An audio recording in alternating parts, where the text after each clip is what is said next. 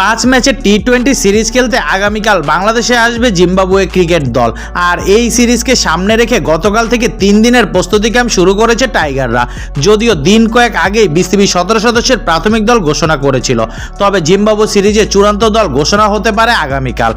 বিসিবির এক নির্বাচক বলেছে চট্টগ্রামে আজও অনুশীলন হবে, সেখানে যোগ দেবেন নির্বাচক প্যানেলের সব সদস্যরা।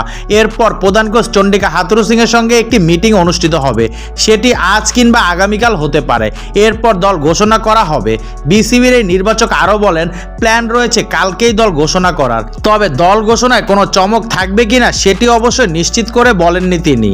জাতীয় দল নির্বাচনে গুরুত্বপূর্ণ এই সদস্য সম্ভাব্য স্কোয়াডের বিষয়ে কিছু খোলাসা না করলেও প্রাথমিক দল দেখেই বোঝা গিয়েছিল কিছু চমক আসতে যাচ্ছে।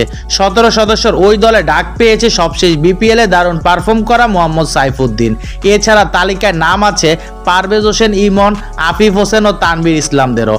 আইপিএলে খেলা থাকায় প্রস্তুতি ক্যাম্পে নেই মুস্তাফিজুর রহমান। এছাড়া সাবেক অধিনায়ক সাকিব আল হাসানও সেই দলে নেই, তবে দুইজনেরই সিরিজটি খেলার কথা রয়েছে। মুস্তাফিজ এক ম্যাচ পরে এবং সাকিব আল হাসান যোগ দেবেন শেষ ম্যাচগুলোতে। আসন্ন 5 ম্যাচ সিরিজের প্রথম 3টি ম্যাচ অনুষ্ঠিত হবে চট্টগ্রামের জহুর আহমেদ চৌধুরী স্টেডিয়ামে, বাকি 2টি মিরপুর শেরে বাংলায়। আগামী 3 মে শুরু হবে 5 ম্যাচের সিরিজ। চট্টগ্রামে বাকি 2 ম্যাচ হবে 5 ও 7 মে। মিরপুরে সিরিজের শেষ 2 টি-20 হবে 10 ও 12 মে।